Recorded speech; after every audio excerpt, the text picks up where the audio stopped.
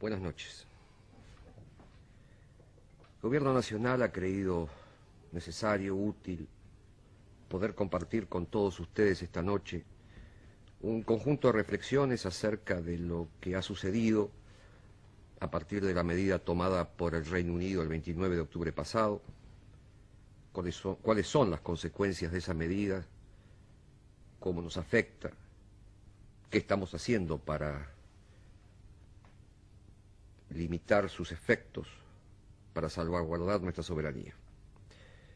En primer lugar, me parece que es necesario que podamos recapitular, hacer una breve síntesis de qué fue exactamente lo que decidió el Reino Unido cuando hizo esa declaración por intermedio de su canciller en la Cámara de los Comunes a las 12:30 del miércoles pasado. Entonces, para explicar esto de la mejor forma, recurramos a un mapa del área. En primer lugar, es útil, necesario que nosotros recordemos cuál era la situación preexistente. Todos sabemos, desde 1833, nuestras islas están ocupadas por el Reino Unido. Esta ocupación no es solamente sobre esta tierra firme, sino también sobre una pequeña franja que bordea estas islas, que se denomina el mar territorial. 3 millas alrededor de la costa constituyen ese mar. La usurpación entonces era sobre las islas y esa pequeña franja de 3 millas, el mar territorial de las Islas Malvinas. Esta situación continuó así hasta 1982, momento en el cual, luego de la guerra de Malvinas, el Reino Unido tomó una decisión unilateral que consistió en crear la llamada zona de protección, zona de exclusión. Esta es un área que ustedes ven aquí en rojo, una circunferencia de 150 millas, que tenía las siguientes características. Este área servía para evitar que cualquier navío de bandera argentina penetrara en esa zona. Es decir, era un área de exclusión únicamente para barcos de bandera argentina. Es decir, que a todo otro efecto, todo este mar era considerado como alta mar para el resto de los países. Recapitulemos entonces: las islas, el mar territorial y luego del 82, esta zona de 150 millas que impedía la penetración de barcos, de buques de bandera argentina. Esa era la situación desde el punto de vista del Reino Unido. Veamos cuál era la situación ahora desde el punto de vista de la Argentina. La Argentina tenía, por supuesto, su mar territorial, pero además la llamada zona económica exclusiva, que se diferencia ligeramente de lo que es el mar territorial en el sentido siguiente. Mientras en el mar ejercemos derechos soberanos, plenos derechos soberanos, soberanía plena, es como si en realidad fuera tierra firme. Sobre la zona económica exclusiva, nosotros solamente ejercemos derechos soberanos sobre los recursos, tanto los recursos vivos del mar como del suelo y subsuelo marinos. Es decir, se ejercen algunos derechos soberanos. Esta zona económica exclusiva se extiende en una amplitud de 200 millas. 200 millas medidas desde la costa, tanto desde la costa continental argentina como desde la costa insular, en este caso las Islas Malvinas. Por lo tanto, las islas tomadas por los ingleses, el mar territorial, este área de exclusión para buques argentinos y toda esta zona donde la Argentina ejerció derechos soberanos durante todo este periodo. ¿Qué quiere decir ejercer derechos soberanos? Sencillamente que ejercíamos la jurisdicción, que controlábamos la pesca, que nuestros barcos, los barcos de la prefectura, los barcos de la Marina Argentina, de la Armada Argentina, patrullaban el cumplimiento de este derecho que teníamos sobre los recursos del mar, suelo y subsuelo. Hasta aquí la situación hasta el 29 de octubre pasado. A partir de la decisión del Reino Unido, se produce una modificación sustancial. el 29 de octubre, el Reino Unido no ya reclama la soberanía sobre las islas y este pequeño mar de 3 millas que la rodea, sino que dice, nosotros declaramos las 200 millas. Esto significa que toda esta zona, que a efectos internacionales, desde el punto de vista británico, solo constituían alta mar, a partir del momento de la declaración, 200 millas alrededor de la costa de Malvinas, se convierte en una zona donde los británicos quieren ejercer derechos soberanos sobre todos los recursos. Vamos a explicarlo de otra manera, quizás más sencilla. Nos habían tomado la casa hace 150 años y una pequeña vereda en torno a esa casa. El jardín era nuestro, lo cultivábamos y lo cuidábamos. A partir del 29 de octubre nos están diciendo que ese jardín no es más nuestro, que es de ellos. En definitiva, ustedes se dan cuenta, nos encontramos frente a una nueva usurpación del territorio argentino. Una nueva usurpación que no es aquella de 1833, esta de las islas donde no estamos desde hace 150 años, es de un mar que efectivamente patrullábamos, que efectivamente cuidábamos, que controlábamos en sus riquezas, tanto del mar como del subsuelo. Ustedes comprenderán entonces la gravedad que este hecho reviste, el significado que tiene para todos nosotros esta pretensión inglesa de avanzar sobre los derechos soberanos de la República Argentina.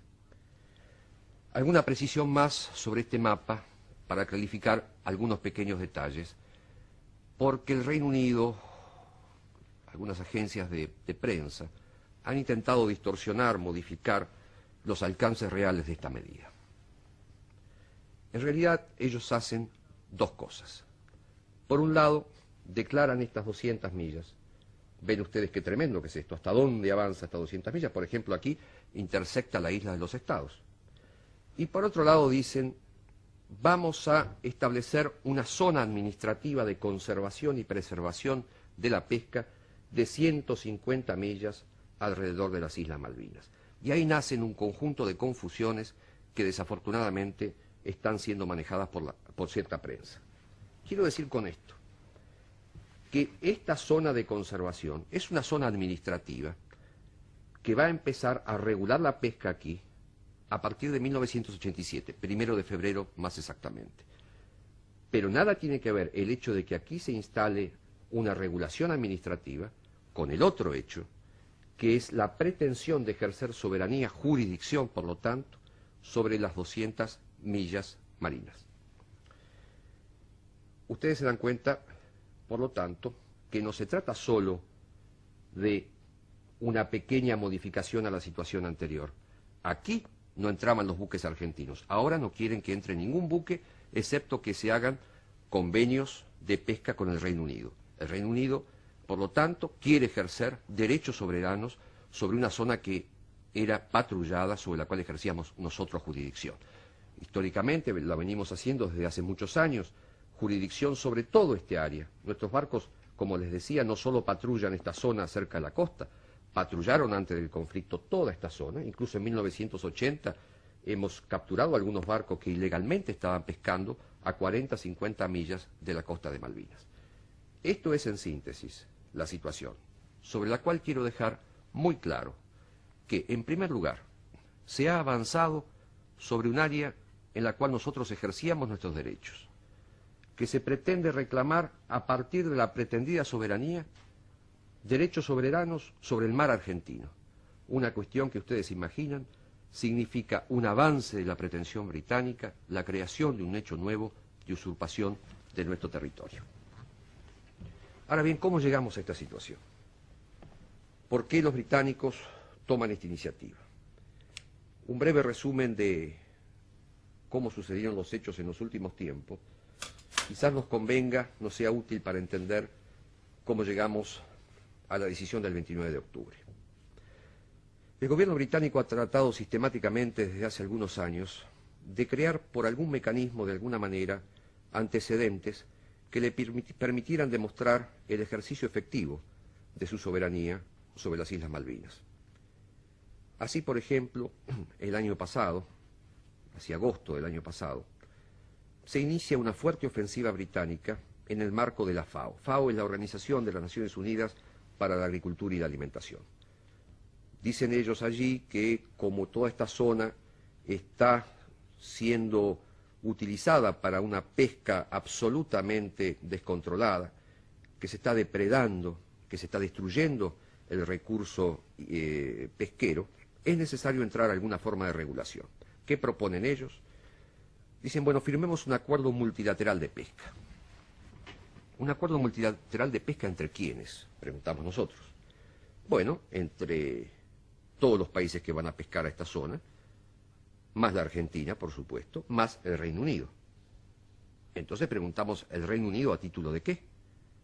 ¿Por qué el Reino Unido se sentaría en esta mesa a firmar un acuerdo? La respuesta es porque nosotros ejercemos soberanía sobre este área. ¿Se dan cuenta ustedes entonces que con la trampa de la conservación, con la idea de proteger los recursos pesqueros, en realidad lo que se quería crear era un precedente jurídico muy fuerte para decir, nosotros estamos en las islas y esto está reconocido internacionalmente por otros países que firman un acuerdo pesquero con nosotros? La Argentina se opuso a esto. La Argentina propuso realizar un estudio, por cierto, útil a todo efecto para saber las potencialidades de la pesca en la zona, pero evidentemente no podíamos firmar un acuerdo con esas consecuencias. Pero entonces viene el contraataque británico.